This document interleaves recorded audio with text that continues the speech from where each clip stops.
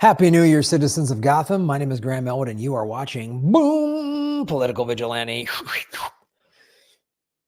Our first live stream of 200,024, the year of whatever. I said it wrong. 2024. You know what I mean.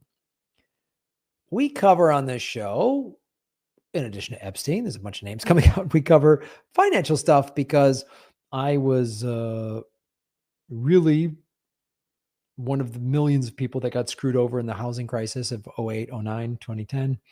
And so I've taken it upon myself to try to discuss finance stuff and learn about it myself as much as possible. One of the things we've discussed is BRICS, which is initially was Brazil, Russia, India, China, and South Africa. And they have formed an economic alliance that is deliberately circumventing the US dollar because the United States is an empire that is bullying everybody with its money and its wars and its everything else.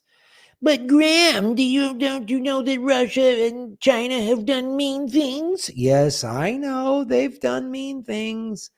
Have they killed over 6 million people in the 20-year global war on terror that's wasted $10 trillion? No, they have not. Being critical of the United States does not mean that I am giving a pass to these other countries. But the reality is Russia and China have not done anything worse than the United States in the last 20, 30 years. They haven't. The United States is the problem. So what's happening with BRICS is they keep expanding. And this is not covered by the mainstream media, the corporate media, because look, if you watch the American media, the American corporate media, who's doing ads? The big banks, the oil companies, this Shell Oil and, Chase Bank. And those are the ones buying the ad time. The military industrial complex buys ad time, the big pharmaceuticals, the big healthcare lobby, that they all buy ad time.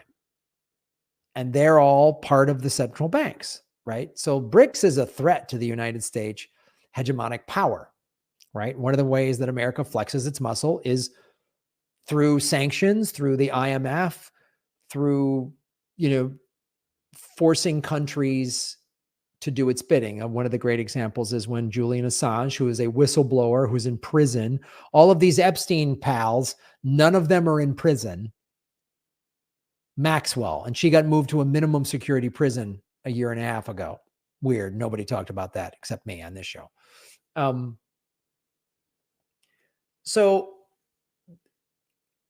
Julian Assange is in jail for calling out, America's war crimes, but Epstein people are, with clear ties and traffickers and pedophiles, they haven't been arrested. So one of the ways, if you remember when Julian Assange was in the Ecuadorian embassy in London, is the IMF, the International Monetary Fund, which is really just a financial arm of muscle that the United States uses, said, we're going to give you $500 million, but you better give up Julian Assange. If you don't give up Julian Assange, then you don't get the money. And then, Ecuador was like, yep, we'll give up Assange. So that's one of the ways that they flex their muscle. So this is a way for countries to not be under that rule. And the BRICS is expanding, and this is very significant. Today, the UAE, Saudi Arabia, Ethiopia, Egypt, and Iran officially members of BRICS. Gee, does the UAE and Saudi Arabia, did they have any oil money? I don't know. I don't really follow things. As does Iran. I mean, they joined Brazil, Russia, India, China, South Africa as a formidable economic powerhouse representing 29% of global GDP and 43% of global oil production. Let's read that again. I'm going to highlight that. 29% of global GDP and 43% of global oil production.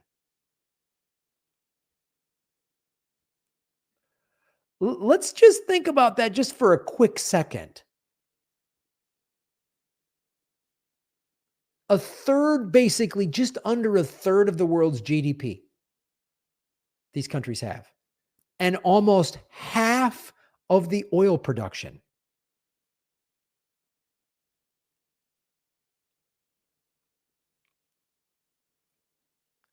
This might force America to go green and get a Green New Deal. Do you see how they're flexing their muscle against America?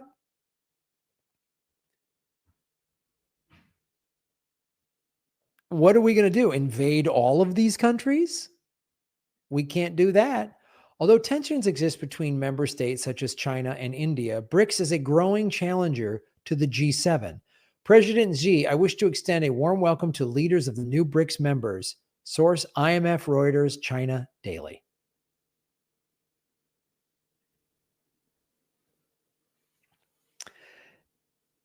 Well, several things. First of all, this should be breaking news on CNN or Fox or MSNBC. It's not. It's not.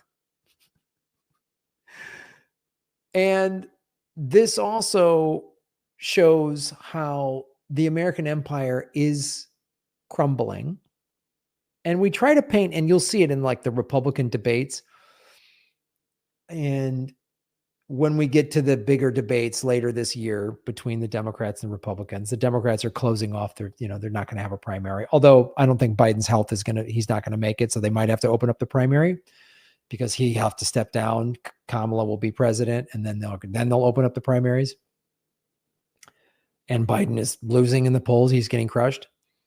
But you hear this, China is going to invade us. China is not going to invade us. They're just watching us collapse from within, probably contributing to it in ways that they can. But we are not going to be the financial power anymore. When we just keep sending money to Israel and Ukraine and all these endless wars, while these other countries are forming economic alliances. Russia and China, I covered this back in 2018, stopped using the petrodollar, started using the petro yuan. These countries have been slowly getting off of the US dollar. China and Russia have been buying the most amount of gold of any countries over the last 20 years.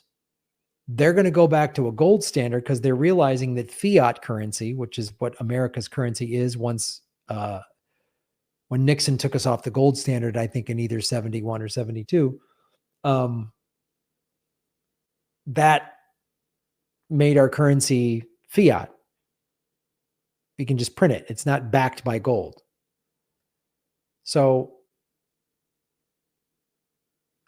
now almost a half of the world's oil manufacturing companies are all in unison together.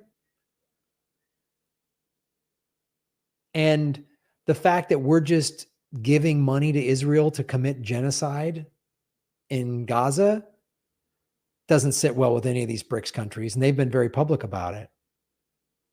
So this is just another sign that America is losing its strength and losing its power, and America will collapse from within. We won't be invaded. We'll collapse. We are collapsing from within. Look at the cost of living in America. Look at the housing cost, the rents cost anywhere in America. I'm in California, which is one of the most expensive places in the country, but still, rents and housing costs across the country are through the roof. Food costs are up. Gas prices are up. There's homeless people everywhere. We got money for all these wars. It's like Tupac Shakur said, we got money for wars, but we can't feed the poor. It's still like that, only it's worse now, 30 years later. So,